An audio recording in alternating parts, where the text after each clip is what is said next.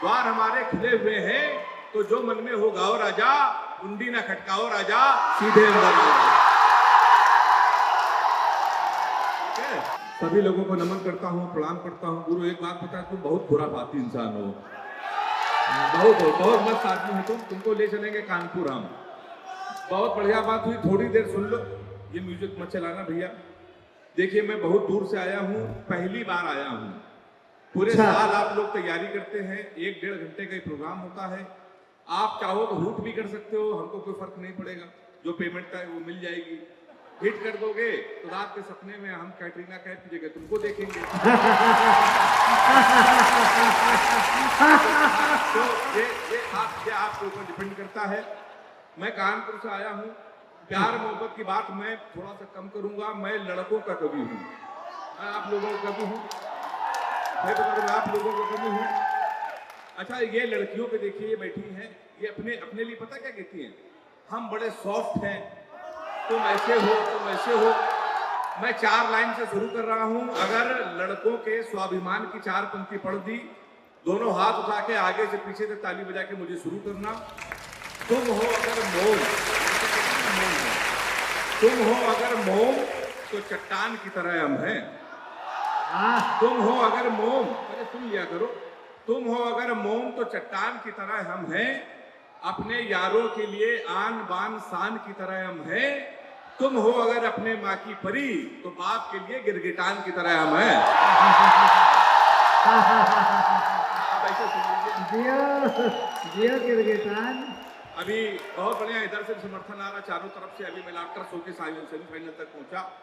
जब लाफ्टर में नहीं आया था तो हमारे विष्णु सक्सेना जी इस मंच का के दस्ता कर रहे हैं। इतने सूटेंगे मेरा दावा है, इतने सुपरस्टार हैं। आदरणीय विष्णु सक्सेना जी हमारे स्टार कवि हैं। इतने गिफ्ट आते हैं इनके घर में, वैलेंटाइन डे में तो इतने गिफ्ट आते हैं कि विष्णु सक्सेना जी खुद नहीं गिन पाते। तो हमने भी अपने मोहल्ले वाली लड़की से कह दिया कि अपने प्रेमी के यहाँ इतने लोग गिफ्ट भिजवाते, कुछ हमारे यहाँ भी भिजवा दो। भाई साहब उसने पुलिस भिजवा दी। मैं बता रहा हूँ आपको, हम अगर किसी लड़की से कह दें कि हम तुमसे मिलना चाहते हैं तो हमको जवाब देती है हमसे मिलेगी तुम्हारी जूती। मान लो अगर विष्णु सक्सेना जी कह दें तो स्टार है, तो जवाब पता है क्या आता है? आंखें अपनी 4 करेंगे, तुमसे केवल प्यार करेंगे। आंखें अपनी 4 करेंगे, तुमसे केवल प्यार करेंगे। तुम राजा हो, हीर हूं मैं, दिखने में कश्मीर हूं मैं 16 श्रृंगार लगूंगी, पूरी कुतुब मीनार लगूंगी। दूध के हमको धुले हुए हैं, तुम 16 श्रृंगार लगूंगी, पूरी कुतुब मीनार लगूंगी। दूध के हमको धुले हुए हैं, द्वार हमारे खुले हुए हैं, तो जो मन में हो गाओ राजा। द्वार हमारे खुले हुए हैं, तो जो मन में हो गाओ राजा। कुंडी ना खटकाओ राजा, सीधे अंदर आओ।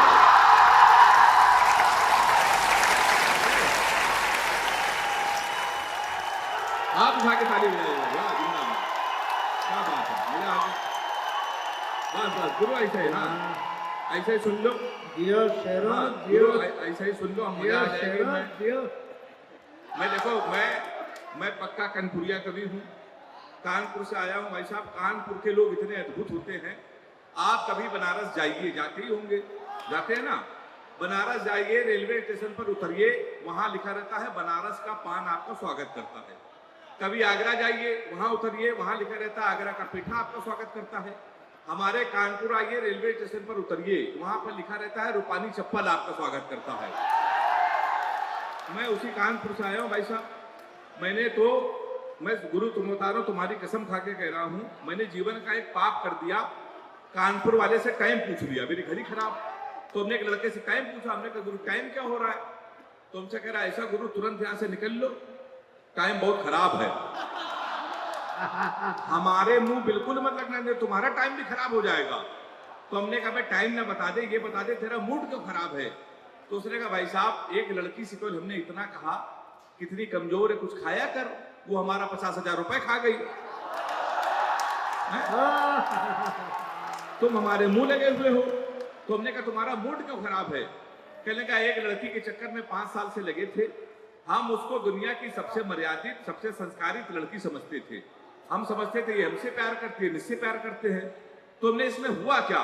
कहने के हुआ कुछ नहीं, हमारे नगर निगम का चुनाव चल रहा है, उसको मिल गई है पार्षद की टिकट। पूरे शहर में होल्डिंग लगी है, युवा दिनों की धड़कन पुष्पा पाल। तुम साले हमसे मुंह लगे हुए हो। लोग तो नारा लगा रहे हैं, मोहर मारो तान के पुष्पा को पहचान के। और एक लड़का कल कान में नारा लगा रहा था, लैया बड़ी करारी है, पुष्पा पाल हमारी है।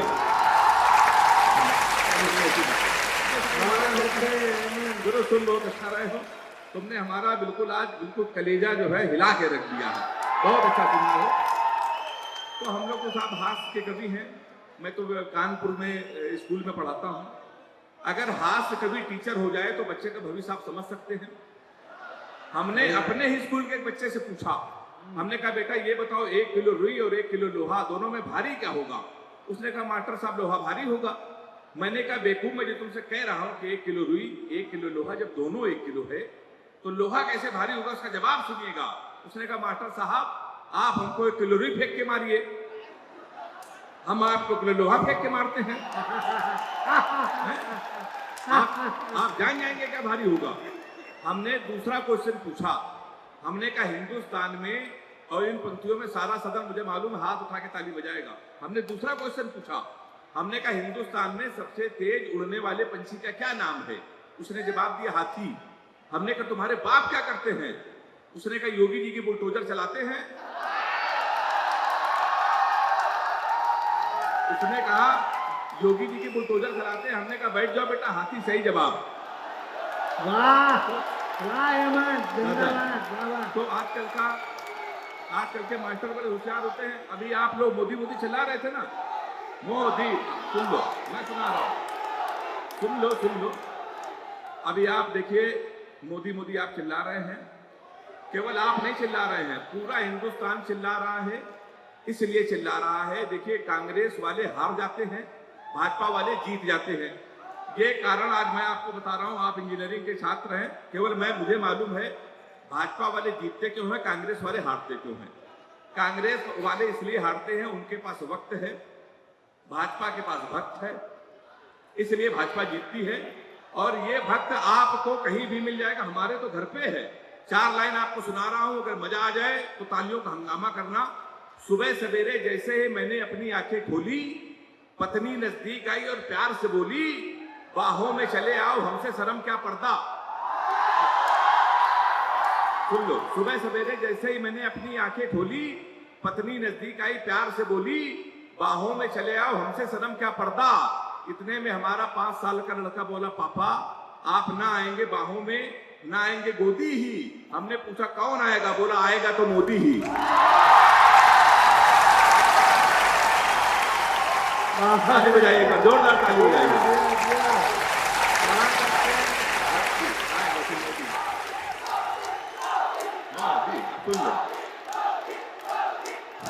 अच्छा मोदी जी पे सुन लिया, अब योगी जी पे सुनने का मन है।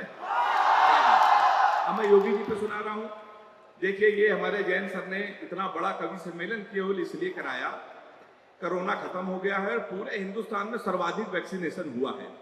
अगर सबसे अधिक वैक्सीनेशन पूरे देश में कहीं हुआ तो हमारे उत्तर प्रदेश में हुआ।